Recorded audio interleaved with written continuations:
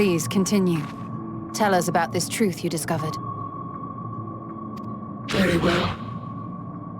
Bear in mind, however, that the purpose of this conversation is not to impart scholarly knowledge, for such requires that you comprehend the subject matter, which you will not.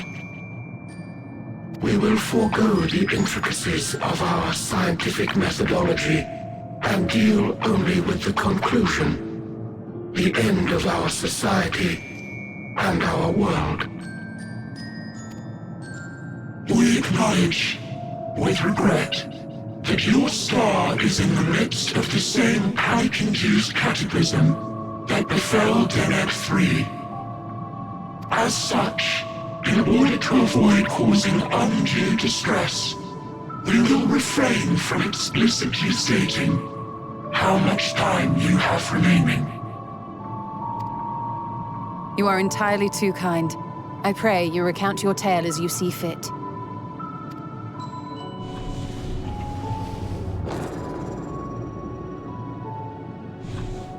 In the beginning, the universe was but a tiny particle. Then suddenly, this particle began to expand. Having remained entirely in the bounds of your star, the phenomenon may be difficult for your kind to grasp. But this expansion has since continued unabated. Speculating that the universe could not grow indefinitely, we sought to learn what might occur, and made a worrying discovery. The stars will continue to spread apart, as will their finite thermal energies. Eventually, all heavenly bodies will grow cold and freeze. No new stars will be born, and the universe will enter onto an eternal ice age.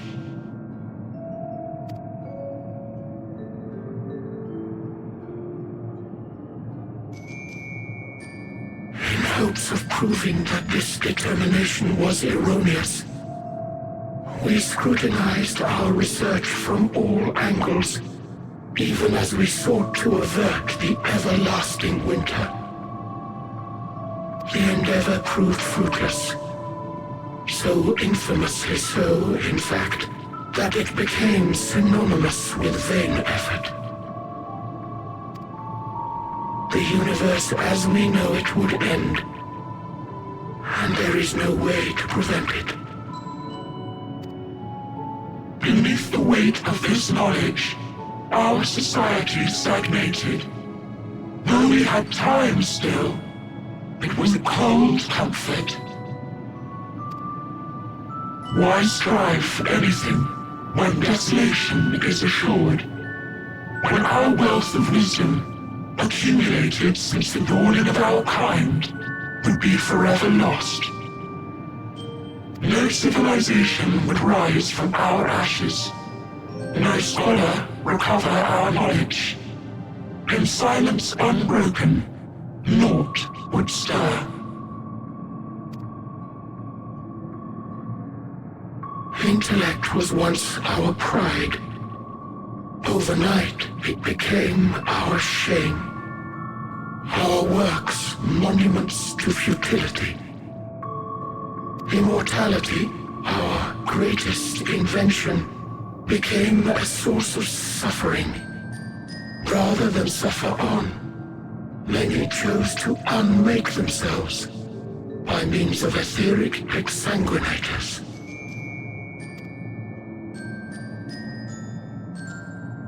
Etched upon these stones are the testaments of such souls, though many left no words at all, thinking it a pointless gesture.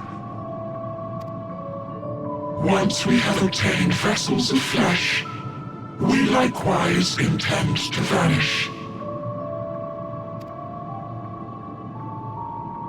If you understand this, understand aught of our tale, you will abandon your quest for knowledge. Ignorance truly is bliss, If you would cling to your illusory happiness, remain primitive and pure. It is the only way.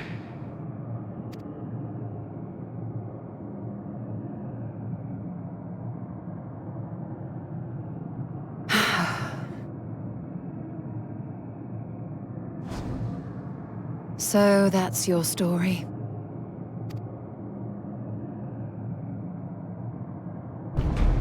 While I appreciate your advice, I will not heed it. Convinced though you may be of this truth, it is yours and not mine. Indeed, truth, I have ever believed, is in the eye of the beholder. Are you suggesting that we have reached a faulty conclusion? That our science failed us? Hardly. As you yourself said, the subject matter is beyond my comprehension. And that, I accept, is true. I do not possess the knowledge to prove or disprove your conclusion. In my mortal years, I doubt I could even approach the wisdom of the air. But of one thing am I absolutely certain. I would not be happier in ignorance. Y'shtola, no! You mustn't!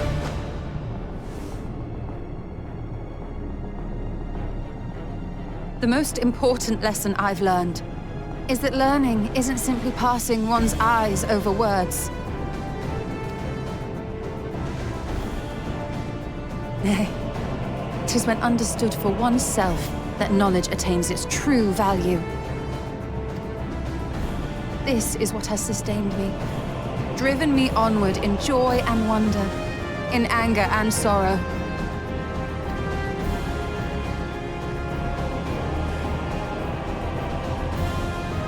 The universe may end, and all may be for naught, but I will live as I always have. I will always seek out new knowledge, and no conclusion of yours, no matter how grim, can dampen my desire.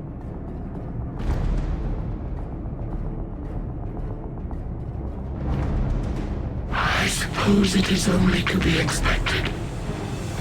Their feeble minds cannot fathom the terrifying gravity of it all. But worry not.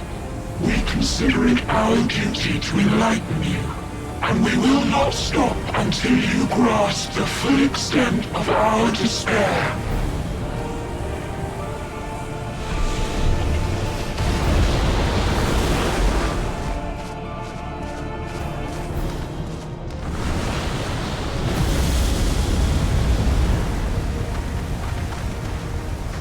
Keep calm and listen well. Though my body will soon dissipate, there may be a way to restore it. Asm's magic. So long as our souls remain, you can use it to summon us back. But you mustn't, for it would mean losing our way forward. This I only reveal so that you can promise not to invoke the magic. We came here knowing what victory may cost, so press on, and do not look back.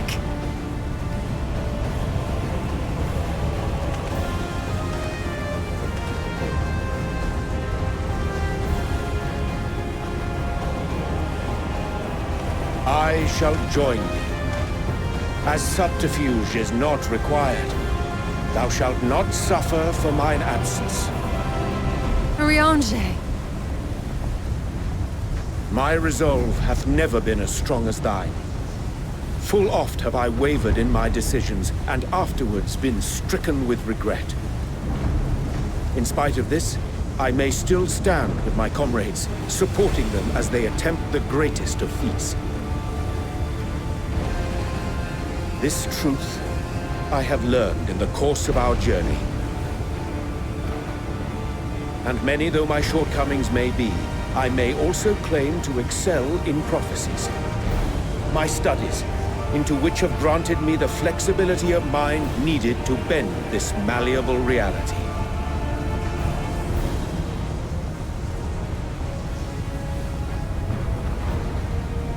Thus shall I hope that thou mayest have the strength to resist, and our comrades the strength to continue.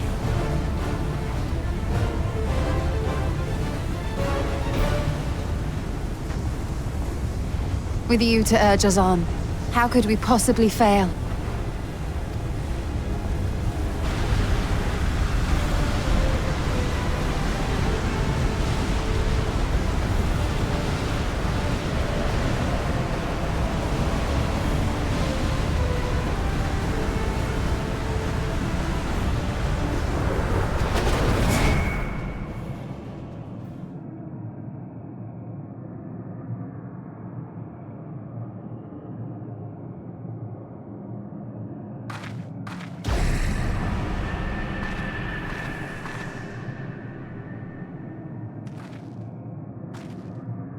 What's this? An extinguished civilization? Rekindled?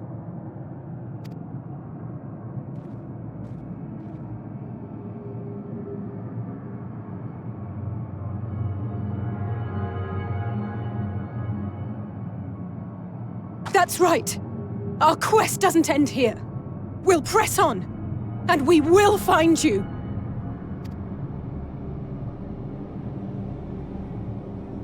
There. That's where you'll find me. Is that another star? Of the stars we visited, most were already devoid of life. And where there was life still, the inhabitants wished for death. But even death, we learned, isn't truly the end. It is but a part of the cycle of rebirth.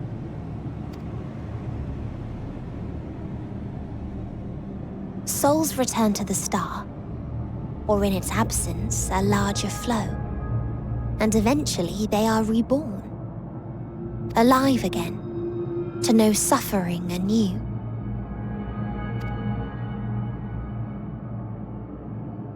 True salvation lies not in dying. It lies in not being born.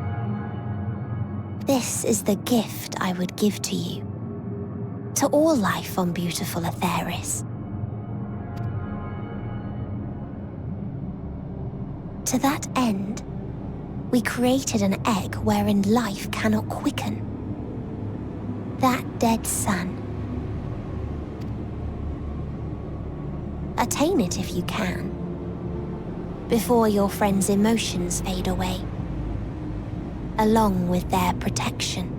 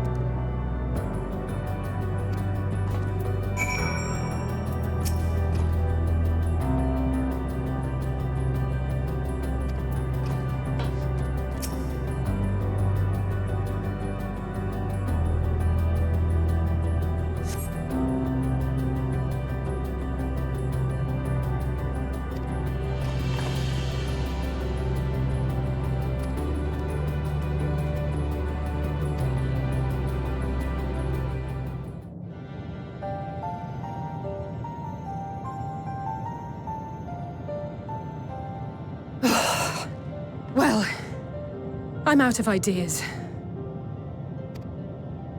As am I. Operating such consoles is trying enough. But if we can't even activate it?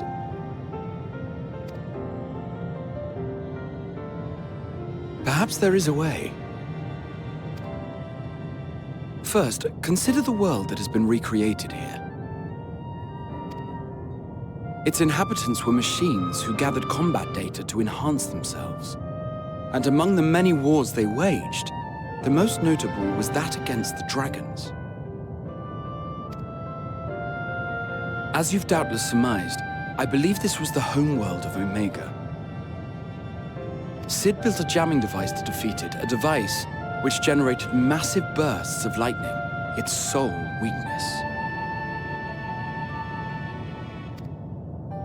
That's all well and good, but what does that... Wait. You're not thinking to strike the console with lightning, are you? As a matter of fact, I am.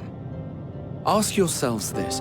Why would an entity as puissant as Omega not be designed to suppress the effects of lightning? Because it relies upon it, or something akin to it, as a source of energy. My thoughts exactly. And there is a good chance the same is true of the Omicrons and their devices. So, shall I cast caution to the wind and try something reckless and dramatic?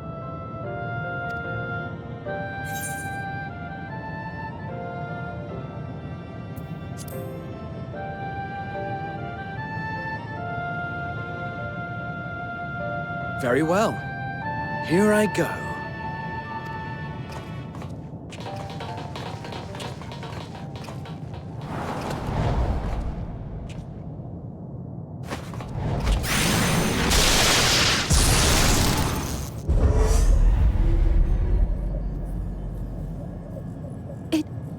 It worked!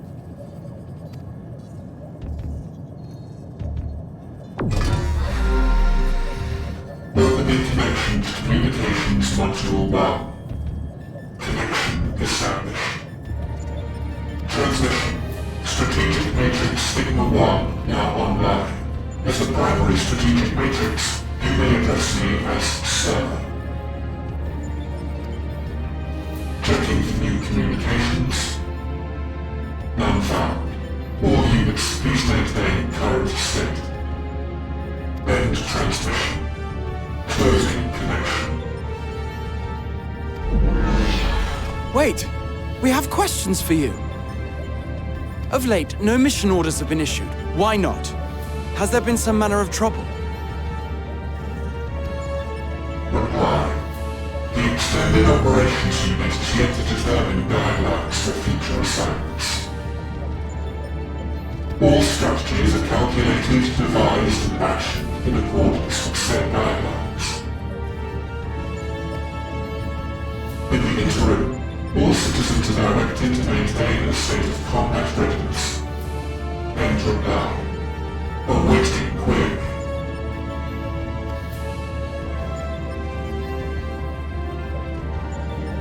Can you tell us why the Extended Operations Unit hasn't yet determined the guidelines?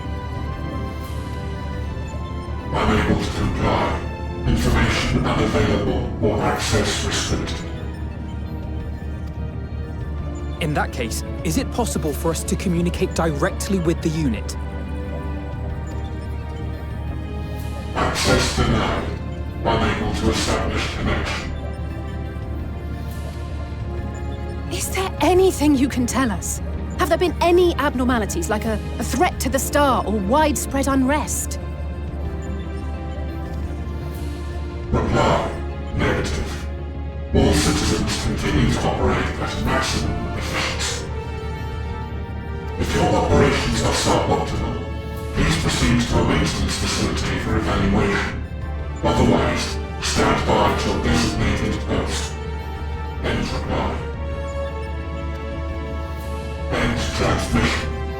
Closing connection.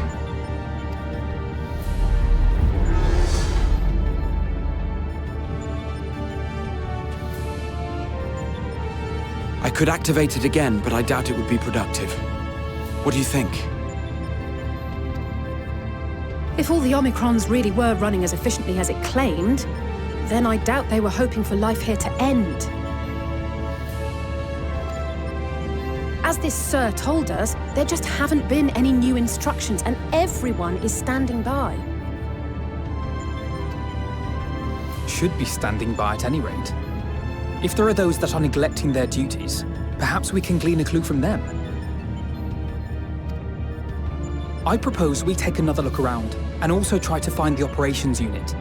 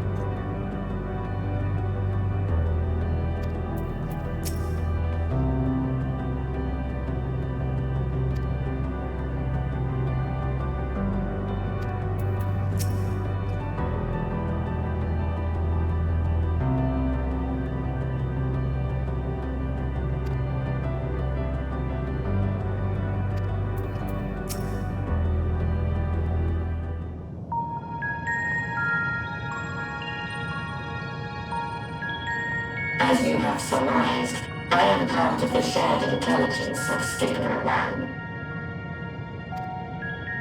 It was my charge to determine the optimal path to achieving our prime function. His body had been abandoned by its former owner and lay unused. I took it and abandoned my own, and with it, my duty. May we ask why you did this? From what we gather, it seems to be a personal matter.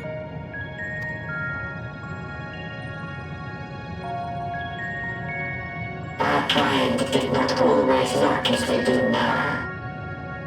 Long ago, we possessed frail and feeble bodies. Beleaguered by stronger races, our ancestors took to augmenting their flesh in order to defend themselves. What began with limited parts eventually spread to the whole body, and at last, a means was discovered to convert the mind into data, rendering even the brain obsolete. Such complete mechanical beings were called the Omicrons, and by their might, we came to reign supreme over the star.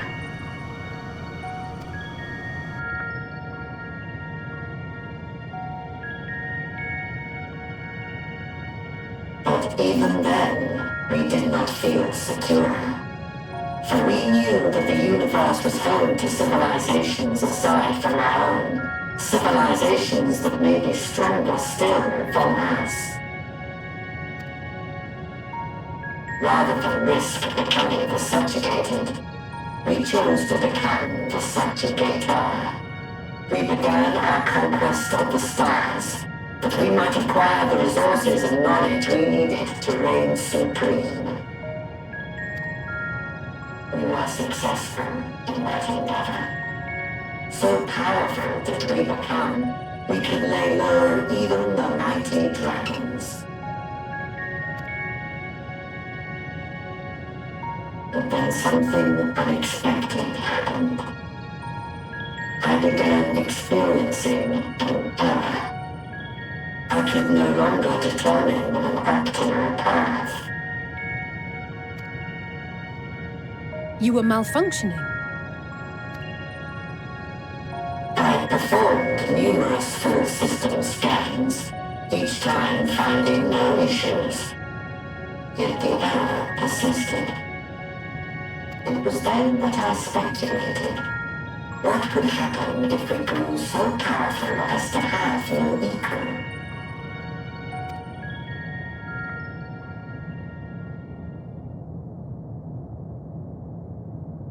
To become stronger was essential to our existence. Our every action has been in service to this objective. But if nothing lies beyond this, can it be truly said that it was essential? Have we been engaging only in wanton destruction?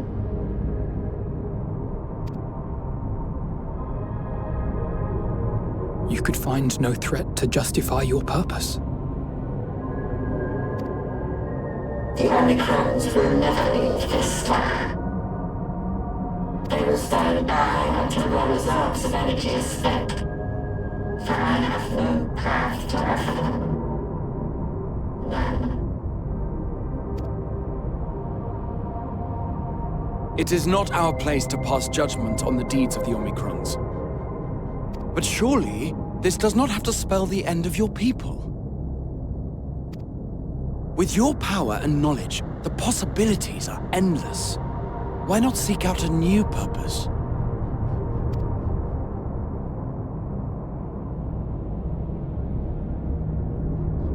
That is impossible. In the beginning, we had a higher purpose than our pursuit of power. But we lost sight of it when we so irrevocably altered our fundamental forms.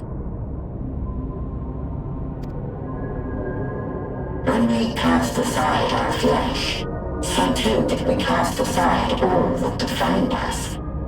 Nothing remains of who we once were. I have no aspirations. No longer can I dream. The vital spark is lost. Lost amidst circuitry and code and commands.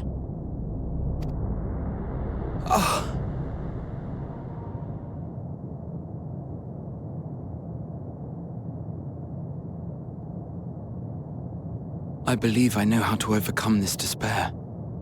The words are ready in my mind, but ere I speak them,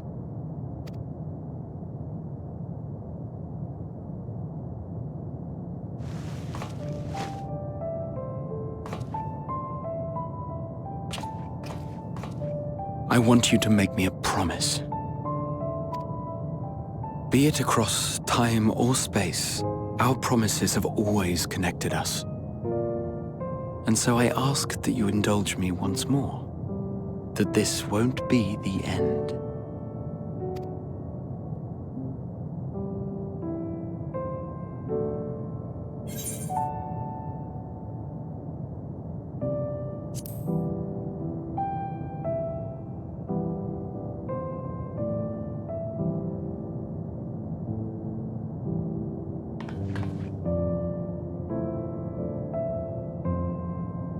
Is that so? In that case, I won't hold back.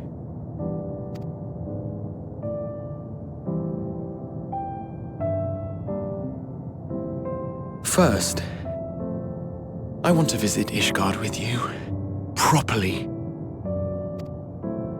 We scarcely had time to look around last time.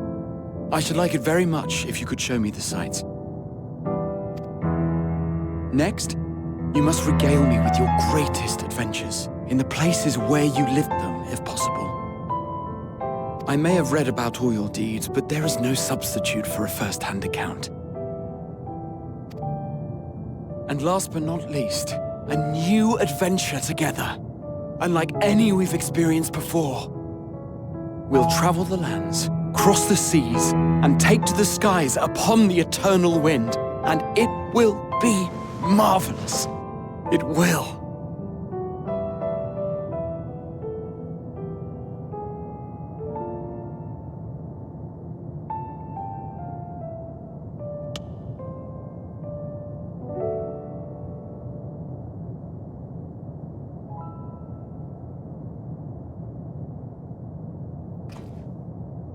If you would humor me a moment, when we awaken each morning, how can we prove that we're the same individual who retired the night before? Through the remembrance of past events, we might say. We have our memories, yet there are times when we forget or recall incorrectly. What of our bodies, then? It is the same one, we might say, yet technically speaking, as living beings, our bodies are constantly changing. It will never be as it was at an earlier point in time. Our souls are no more immutable. On our star, people are known to inherit the souls of others, yet they are decidedly different beings. For my part, I've subjected my totality to much and more. I've made my body into an extension of a tower, blended my soul and memories with those of another self. And each time I would ask myself, what is it that makes me me? Are you able to determine an answer?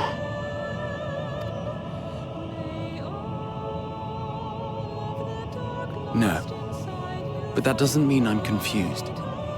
It simply means I'm the same as everyone else. So I posit this. Who we were need not describe what we now hold in our hearts.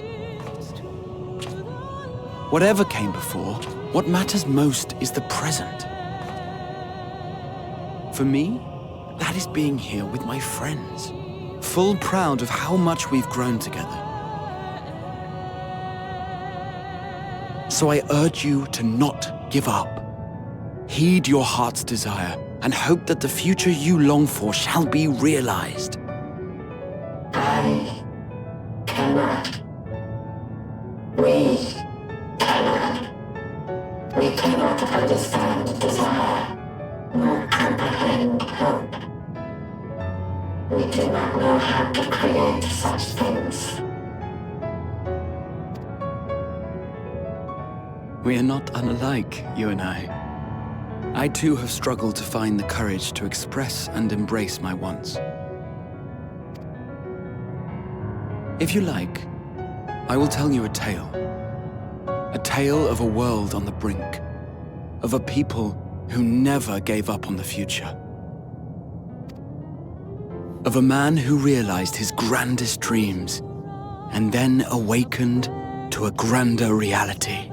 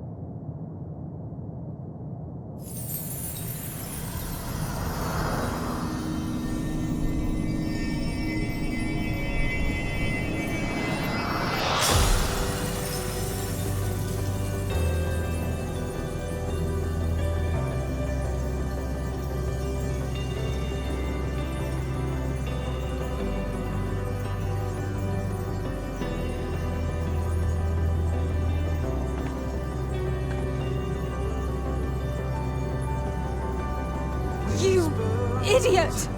Just once, stay with us to the end!